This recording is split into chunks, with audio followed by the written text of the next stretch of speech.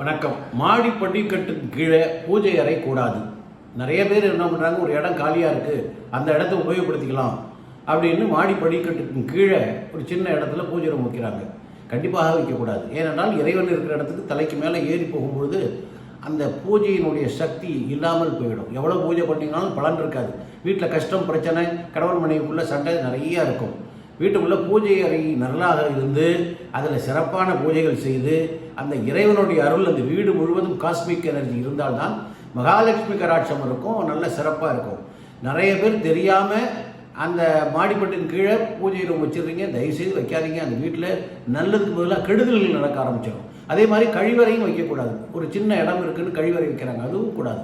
அந்த கழிவறை உபயோகப்படுத்துவர்களுக்கெல்லாம் வியாதி வந்து சேரும். அதனால் மாடிப்படி கட்டுக்கு கீழே இடம் இருந்ததுன்னா அதை சும்மா வச்சுருங்க, அதில் எதுவும் வைக்காதீங்க. அதுதான் வாஸ்துப்படி சிறப்பு.